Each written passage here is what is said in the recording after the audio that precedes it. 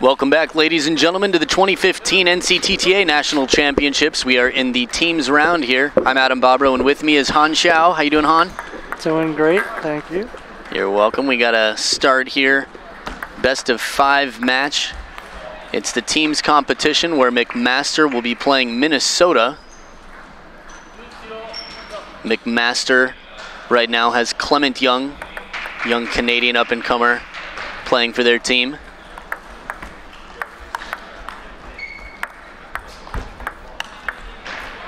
And we got a creative defender on the close side of the table. Some lobs coming back in for the soft shot. I think Clement's going to be able to explore a little bit, test out some fun shots against the defender. Have you seen Clement play much, Han? Not really. He's sort of a later generation of Canadians that I haven't watched too much. Only seen bits and pieces. They all play a very similar style. There are some exceptions, but most of them play, pretty much a similar style in Canada. They're pretty good technically, very consistent. They can attack sometimes, but very few, real power players or anything too out of the ordinary. And then you've got Minnesota, and who knows what's going to come out of Minnesota. Apparently lobbers. Always fun to watch a lobber. See if he can make it exciting with some variations of spin from under the table, touch shots. Right now, Clement showing power. Clement Yeung, the young 18-year-old, completely single. His mom's watching.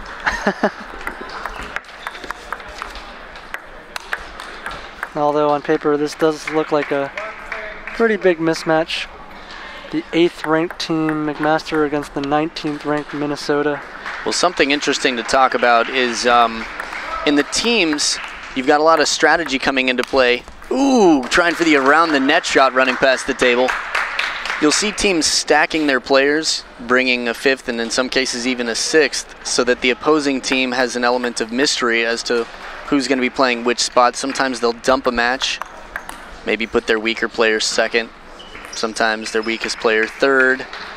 Rarely 1st, because whoever plays the first singles has to be included in the doubles, if I'm not mistaken. Yeah.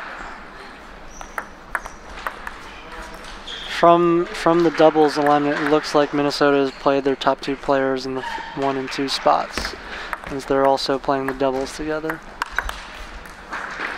And that's something interesting depending on who your doubles team is. If you have, let's say your number 2 player is far below your number 1 player, you might play them in the number 1 spot because you know they're going to be playing doubles anyway and sort of throw the first match, saving your ace in the hole for a different one, knowing that your 3rd or 4th stacks up well. Of course, Kubesh here playing for Minnesota is a lefty as well, so it is possible that he's not the 1st or 2nd best player on Minnesota, that because he's a lefty they're using him for the doubles. But aside from that, it's reasonable to surmise that Minnesota very well may not have stacked their lineup to that degree here. Right, it's simply just the matchup head-to-head of these two teams, as we are in the early rounds of the teams. Just getting started in the preliminary rounds. In the team event, a little bit of a ranking difference can go a long way, because just a few hundred rating points difference between the players in terms of level here and there can cause a really massive difference in the relative strength of the teams. Right. So. And also you could be on one side of the curve of the snake, so when they're matching up groups it could get you a much easier placement, something better. But 11-4 in game 1 for Clement Yeung from McMaster. Yeah, really quick first game for Clement Yeung, comfortably taking care of business. And in a long tournament like this, that really can make a big difference. You don't want to be fooling around, playing a lot of 5-game matches, and then by day 3 you're a little bit out of gas. Right. It's interesting, we've seen in a lot of major tournaments, when players are seeded, if they're not warmed up, they come into the tournament playing against some lower ranked players. Ariel might have had the advantage. Ariel Cheng against Liaw, as Liaw was playing her first match of the Olympics as the number 2 seed, and Ariel had already had 2 matches, so she was very much in game mode. And for strong players playing weaker teams might not have their game warm-up too. So it's a fine balance between saving your gas and your energy and making sure you get some legit warm-up in match play. Now that's quite a different Klement than we saw in game 1. Despite winning 11-4, he hadn't pulled out such smooth shots down the line. And as a lobber, you know, Kubesh out here is going to have to at least keep him deep on the table, receive the serve first, and get into the rally in a place where he can make a few shots. And that's a change. Ben Kubesh playing a more aggressive point there, showing that he's got the forehand loop as well, taking a point.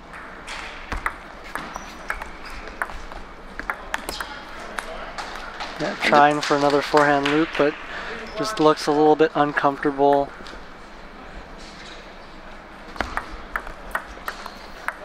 And then if you don't see serves of a certain level in training and normal competition, then you come to a competition like this, it's very difficult to adjust to higher quality serves than what you're used to. Oh, and the lobber has become the attacker. The tables have turned. Table turning tennis. Ben Kubesh playing the open court. Smart play. Sometimes a lobber knows how to hit through or sort of win points against lobbing because they can see what's working against them so often. Yeah. Lobbers are only slightly easier to play than choppers, but not by a whole lot at intermediate level. Right. Lobbing, yeah, that's interesting. You want to say lobbing can only get you so far, but it does seem like something that pretty much every top player knows how to do for when they need it. Yeah. The best point of the German Open, I guess the best point of March, according to ITTF, was a lobbing point. Forgot if it, Ruin Filus, the chopper from Germany against Dmitry Ovcharov, had a lobbing point that was just crazy. Caught an edge on the way down. And this is a much tighter game than game 1. Ben Kubesh showing that he can actually, with a break or two off the net, with some attacks from the forehand side, he's right in here. Tied up at 5 points each in game 2. And also something you said, you know, we get players of all sorts of different levels at the national championships because some regions are a little weaker and some are filled with, you know, Olympic level players. So it might be a very exciting opportunity for some players who maybe have only been playing for a year or two in tournaments to see some of the best players in the country. See and play against, for that matter. Yeah.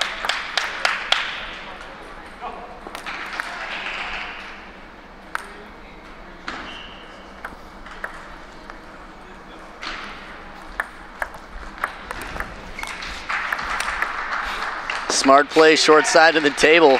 Kubesh setting up for the forehand.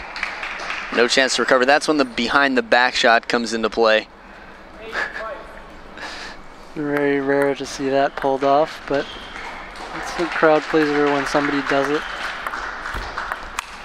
And that was a high quality shot. The ball was low when he got it, barely off the table. Spun it low and back.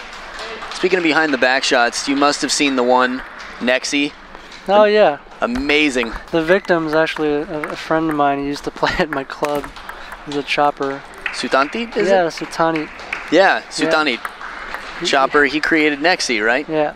Awesome. Some cool clothing and fancy shoes. Yeah, he was the victim of the behind the back shot. Yeah. So. But not representing the brand poorly. I think everyone there was Team Nexi, if I remember correctly. Yeah, he was a friend of his. You can't buy advertisements like that. Just perfect to have the most viral video of the table tennis year and everyone in it's wearing your brand name. Yeah. That's why you bring a camcorder to every match. You never know what's going to happen. Exactly. And despite a 5-5 tied up early part of the game here, Clement Yeung pulled it out 11-6 when he needed to.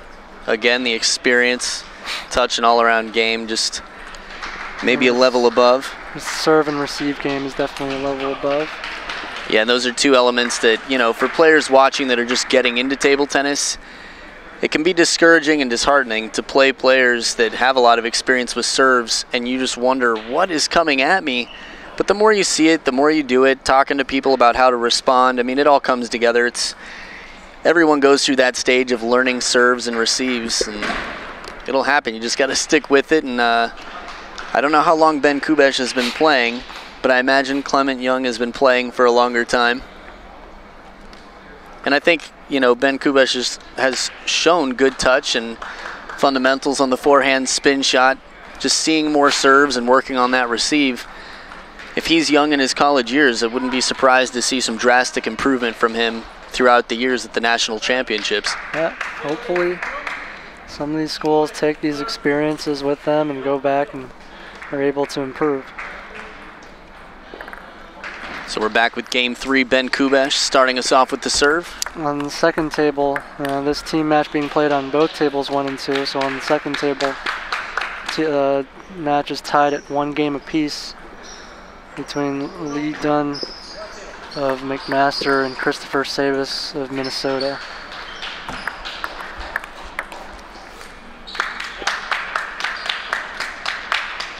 And Kubesh starting off with the first 2 points of this game. Again, he's got Mitch Seidenfeld in the corner. So the experience, Mitch has been a top player for a long time in this country. Playing, I believe, Class 8 at the Paralympics. Yeah, U.S. Paralympian. Doing a lot of work for table tennis in Minnesota through the years. Yeah, I heard, I forgot if it's school. He's working on leagues or school play in Minnesota. I believe he was had been working on a school program. He'd wanted to do something related to leagues, but that may come next year. The leagues have been an on and off thing, I believe, in Minnesota. They have them sometimes and they kind of go away for a while and then try to bring them back. But not easy to do, but worth the work, I guarantee you. We've got a strong league in LA.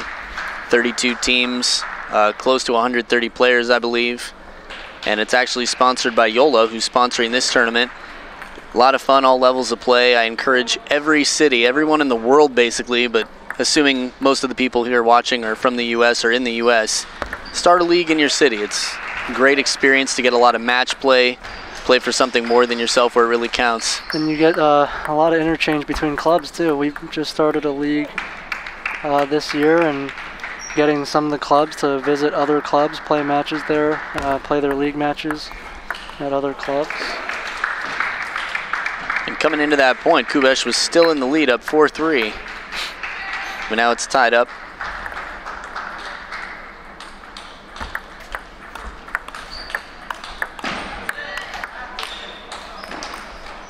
It's interesting, some of the more awkward, uncomfortable shots to the middle that he blocked with the backhand and sort of faded under and away from, he was able to make twice in a row. But he's giving some trouble to Klement Yeung on the service receive.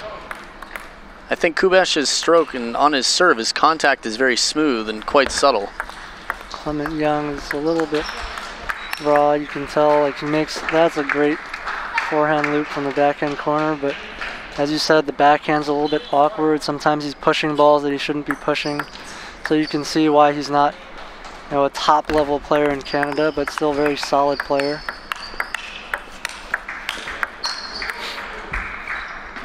And after an outstanding rally, a few counters there, one down the short side of the table.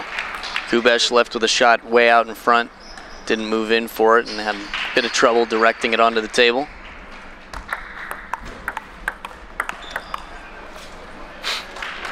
And it's another interesting thing about Kubesh's game. He's willing to stay in at the table. That last point, it felt like he had to force himself to do it, but by being close to the table, backhand to backhand, you know, he's right there in there for the point. And he's taking advantage of Kenneth Young's relatively weaker backhand and not really, you know, doing much with the ball. He's just putting it back on the table. Yeah, and Klement Yeung, while he's experienced, I think is not super experienced on this stage at the Collegiate Nationals, so nerves could be a factor. Playing for the team could be a factor. There's a whole lot of pressure. Sometimes when you're the favorite to win, anyone who can do this spinning on the nails trick he just did, usually a pretty strong player. That'd be really funny if everyone in the country started practicing that trick instead of practicing table tennis. Just to pretend they were a really exactly. strong player. Yeah, I'm on the Olympic team. It's the intimidation factor that counts. That's right. And there's some intimidation. Going for the fast, long serve out wide to the forehand, clips the net and goes long.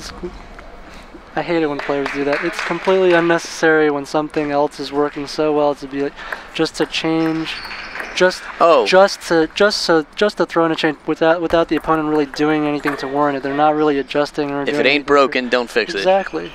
And too many, I feel like too many intermediate players fall into that trap of, hey, I just want to point this way, but I want to try something else. Right. Well, there are a lot of matches. I mean, some of the ugliest matches are the most strategically sound. Oh yeah. Because you got something that's working for you and the opponent just can't adjust to it, and they just keep making error after error, and it's terrible to watch, but it's really effective for the player who's doing it. One more game point for Yeung. And he gets him with the serve dropping under the ball, and that was it. 3 games to 0. A windshield wiper for the match.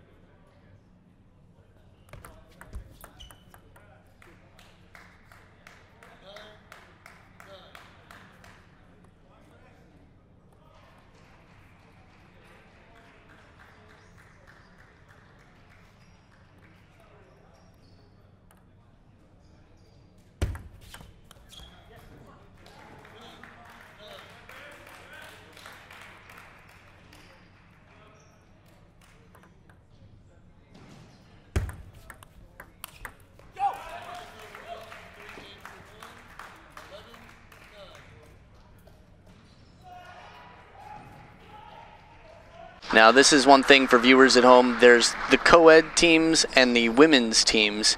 This is the co-ed team, so a woman can play for the co-ed's team, and a man cannot play for the women's team. So we have, I believe women can be playing in both the women's and the co-eds. That's correct.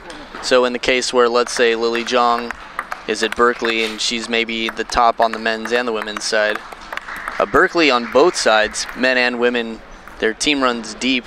Peter Lee on an engineer. They got a few others on their team. Well, they were already very strong last year on the co-ed side and the women's side, and adding Lily Yeung and adding a couple other freshmen really strengthened their team even more. I mean, to have a team of about 4 women between 21 and 2200. I'm not sure who's going to sit out. They've got 8 players here at the tournament. Right. Just amazing. And despite that, and I know I might be a little bit biased due to my attachments to USC's ping pong posse, but I honestly thought it would be closer. USC's ping pong posse, I believe, shut down Berkeley 3-0 at the regionals. I can believe that. Justin Huang beating Lily Yeung. Those teams are extremely strong. All the California teams, Northern California, Southern California, just extremely strong teams year after year. Yeah, definitely a strong region. I know in New York we've got some strong teams. Now with Mississippi and Texas, the middle of the country is definitely a destination for table tennis players. Yeah, NYU with Michael Landers last year and Tal Leibovitz coming in this year to play as a grad student, I believe. So it's definitely made NYU a pretty strong team as well. I think they also have a couple other pretty high-level players, so they're another team to watch in the co-ed. They could be dangerous. No, I haven't seen Michelle Liaw or Cheng play before today, and Rongya has entered the build. I'm sorry, Rongga Zhang, I believe, has just entered the building. Yes, so we're gonna hopefully get to interview Rongga Zhang for some classic moments again. But in the meantime, Michelle Liaw was watching her backhand. She seems to have a very controlled off-the-bounce, comfortable backhand. So we'll see how these... Have you seen either of these players play before, Han? I've seen a little bit of Michelle Liaw play before.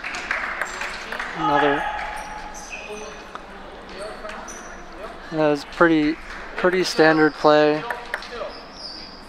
Pretty consistent. Not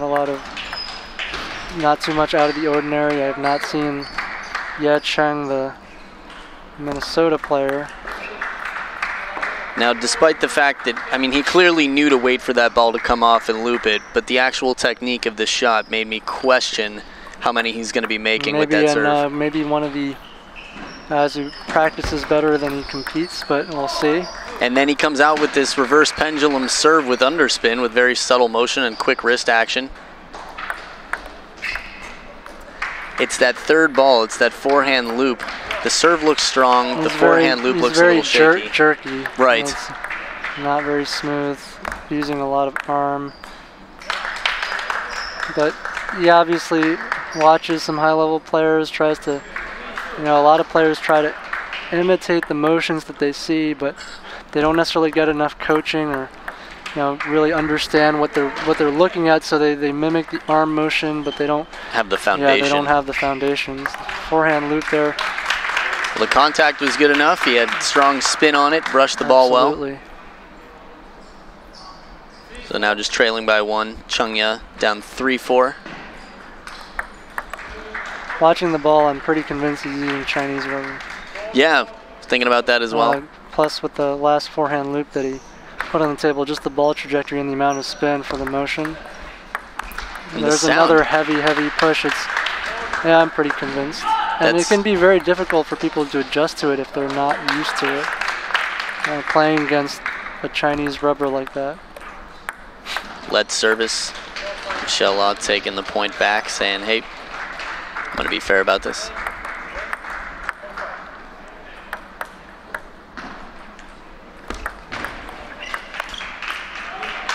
We ought a good look at that. I don't know if we have a rating for Michelle Liaw or Cheng. Curious to see, but the match is definitely close. And Michelle Liaw just having a lot of trouble with the heavy spin from the forehand side. That was deceptive. The way the ball traveled, it looked like, I mean, from where I'm sitting watching the court, it looked like topspin to me too. I like doing that serve personally. Say it again? I like doing that serve personally. It's sort of a corkscrew serve where you pull up on the ball, but you can serve a topspin or underspin, and it's very, very difficult to tell for most players. You have to watch the bounce of the ball, and it's very, very difficult.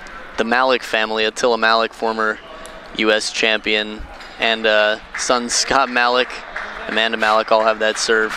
Well, my favorite version of that serve belongs to Roo Seung-min, the as a pen 2004 holder. Olympic champion, because he serves that corkscrew serve mostly topspin, but when it's underspin, it's so heavy that you'll see top-level players trying to push that serve when they think it might be underspin because you can't take any chances, and the ball just pops like 8 feet up in the air and it just crushes the next ball. Crazy. So it's definitely a good serve to learn. Things are looking up for Minnesota.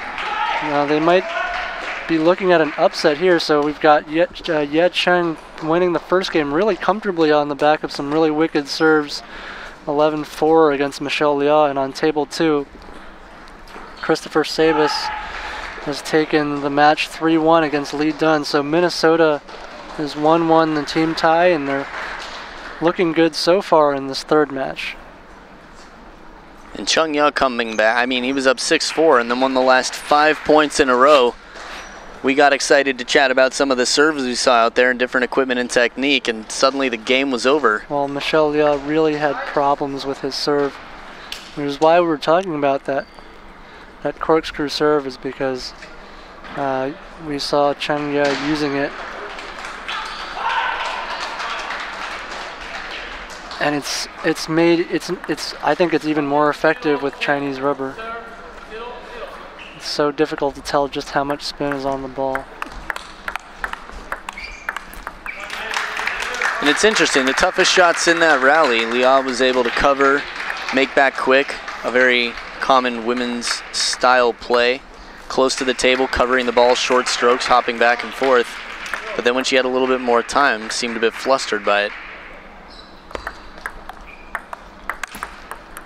And sometimes that's common with younger female players who are used to playing quick off the bounce. Other girls they're practicing against are giving them everything quick off the bounce. And then when you slow the pace down, they're not quite used to it. That was a really strong forehand flip from Cheng Ye. Inside out forehand, and the crowd is definitely vocally into the Minnesota team. Minnesota pretty close locally, so a lot of supporters here relative to the other team, for example. You're making me start to wonder whether Minnesota is actually just sacrificing the doubles entirely. Because now we've seen several players who look like stronger than the first player. Yeah, they look much stronger than the first player that they sent out, Ben Kubesh. Well, that's one of the many strategies you're going to see out here. Players that feel like they can win it in 3 before getting to doubles, that they're going all in and taking the risk. It's so risky to basically throw 2 matches against a lot of teams that are better than you. In some cases, though, it might be the best choice. You're really gambling on winning the other 3, so we'll see if it pays off for Minnesota. Right, a lot of pressure. We got a quick timeout from Michelle Liaw's corner. And it's Clement Yeung in the corner. The beauty of the teams match, you can talk to the entire team. It's the only time I think you can have more than one coach, right?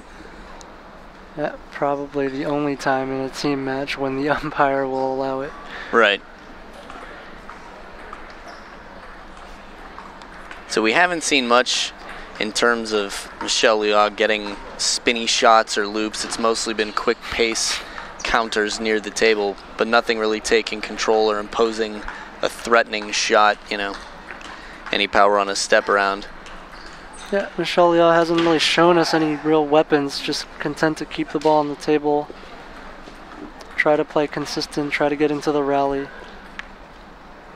And there isn't anything really to win the point outright.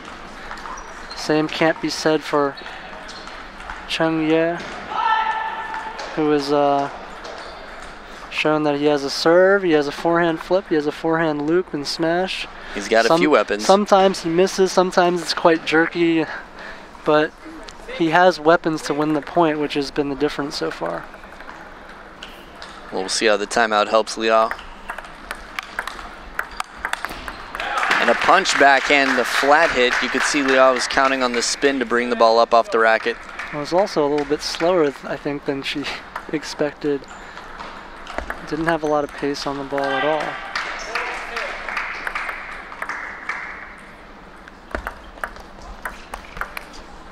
Flip shot from over the table. Looked like it was a little bit out of reach from here, but still, Liaw has good wingspan, was able to get in and take it. Long arms sometimes are quite useful in table tennis. Definitely.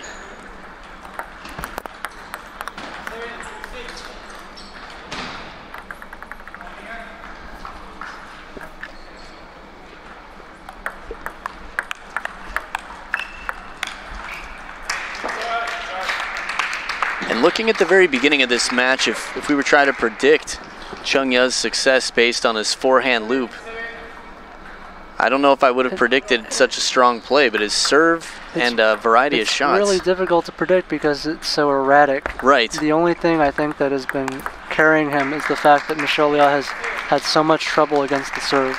Right. Everything is set up by the serve. If she gets used to the serve, I think she's far more consistent in the rally. And so a little bit of luck, catching the net cord. But Cheng Ye cannot afford to get into too many long rallies. He needs to set everything up with the serve and immediately try to finish the point. And if your opponent's having that much confusion and trouble, you should have a decent time getting a third ball.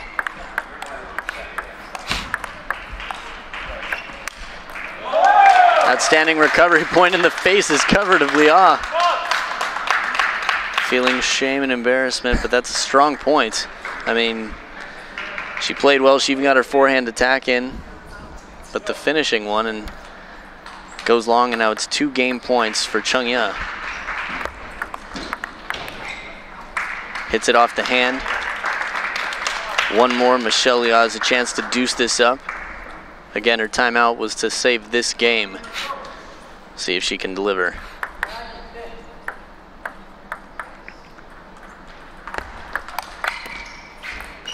Fast, long serve, but a quick turn from Chung Ye to take the attack.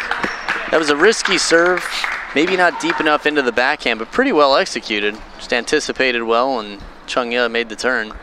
And Michelle Liaw is having a lot of trouble right now dealing with 2 different things. So on the forehand side of Cheng Ye, he's got a lot of spin and sometimes a lot of pace, and it's very difficult to deal with that. But on the backhand side, he really doesn't have much pace at all. He just kind of blocks the ball back. And for someone like Michelle Liaw, I feel like she's looking to use the pace on the ball. She wants you to give her sort of a medium ball off the bounce, nice and quick.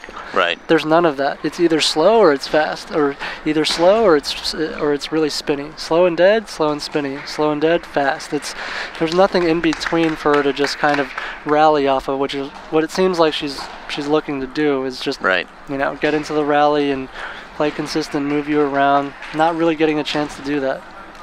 For a blocker's game, they need something to feed off of, and he is refusing to give her what she's ordering. That's bad service. No tip, sir. I will not return to this restaurant. Or your serves, but... All right, Michelle Liaw coming back. See if she's... Michelle Liaw hasn't been returning, so not very well. So unless that changes, she's going to have a really difficult time getting back into the match. We did see some improvement, though. I mean, the first game, 11-4, in the second half of game 2, making an 11-9 game. She was receiving serve a little bit better, still giving Cheng Ye the opportunities to attack, but she wasn't missing as many just outright, right off the serve, not, just burying serves in the net. See how she returns the serve in the third game. Much better, but just completely missing on the forehand attack. The fact that she's going for it, though, that she's taking initiative, shows that she has the mind frame that, she's willing to be a threat. But there's a huge problem. We saw it when she missed a forehand earlier In the last game, she's kind of caught between two minds. Does she want to spin or does she want to smash? Because I don't think she's committed to either one. It's sort of an in-between. And the ball just kind of flies off the end of the table a lot of the time. Yeung able to play it out wide to the forehand there, and Liaw looked a little bit flat-footed backing up. Wasn't able to cover the wide forehand. She's still leading though, 3-2. Much better start than the last two games. Because not actually quite sure what the delay is on table 2. They must be waiting for one of the players, or there's a default, one or the other. It's curious that that match hasn't started yet. Neither team can close out the team tie by winning this match, since the match is tied 1-1.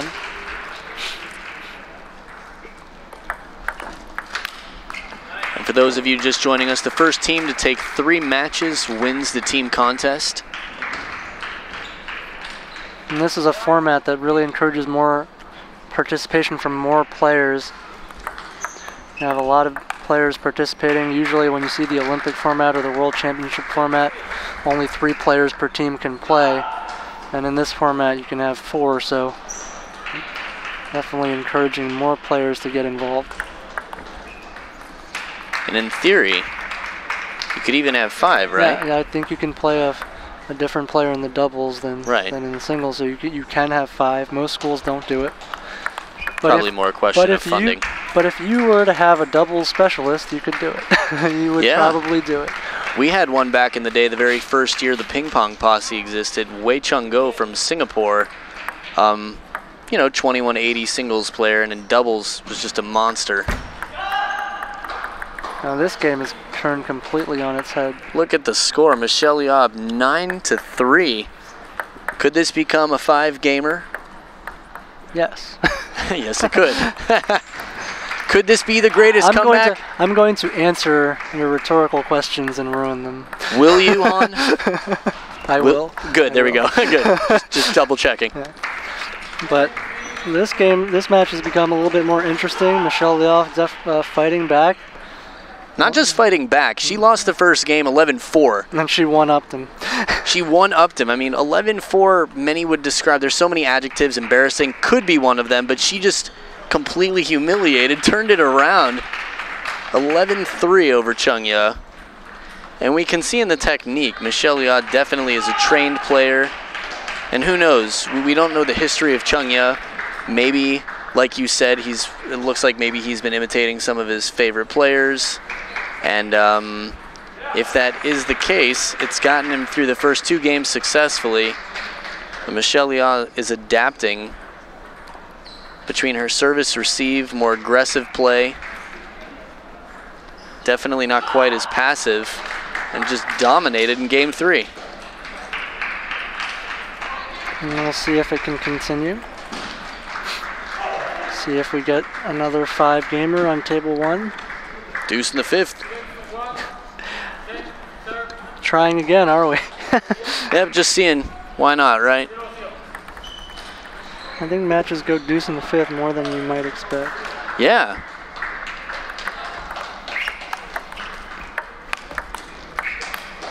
Michelle Liaw hanging in there.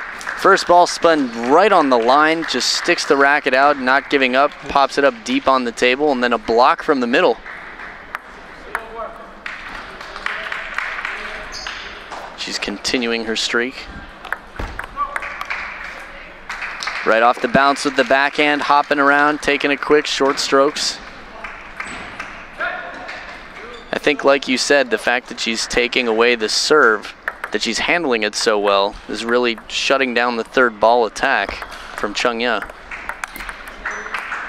Chung Ye a little bit flat-footed there, reaching way out in front off Michelle balance. Liaw has realized that as long as she just stays in the rally, after a couple of attacks, Chung Ye is really not that consistent of a player. He's got a strong first attack, but then it's he kind of just putters out after that. Right, a lot of players take some time to learn to think in combinations. The fundamentals are not quite there. He's got good spin, He knows how to use, you know, we were talking about the Chinese rubber, he knows how to use the equipment and get that good first spin, Yep. but after that, it becomes very, very difficult to generate pace with it. So if he can't finish the point, it's very difficult to stay in there and play consistent. Yeah. And one thing that I notice most of the high-level players do is they think in combinations. When they're thinking of a shot, they're really setting up the shot after. Not trying to just finish the point in one shot, they're earning the shot that will finish the point, setting it up.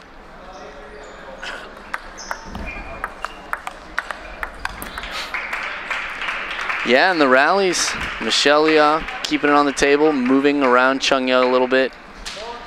And Cheng definitely looks a bit like a player who's used to being able to finish the point with one shot, spinning it and then not prepared for it to come back necessarily or really move and get the lower body into the follow-up shot. Yeah, Liaw can't make those types of unforced errors if she wants to bring this to a 5th game. And consistency is the only thing she has. That was a strong receive on a fairly deceptive serve. And used the side spin that was already on the ball to put the ball down the line. One of my favorite returns against that serve. Use the top side spin to just go down the line real smooth. It's surprising how many people aren't ready for that receive when they've served a side topspin serve where the natural return goes to exactly that location. And right there, Liaw had a nice recovery from down low on the backhand side around the net. And then another net ball falls on the other side of the table. She's not able to get there.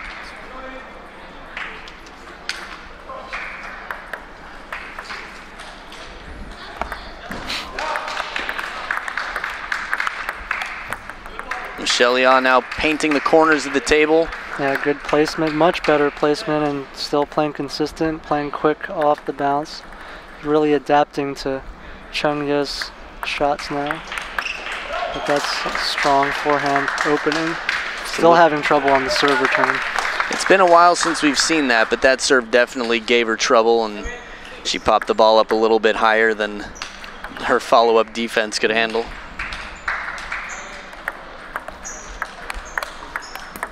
Two in a row, but this time it's deeper on the table, and she blocks back the loop from the backhand side. Now she's got 2 serves as they're tied up at 7 each.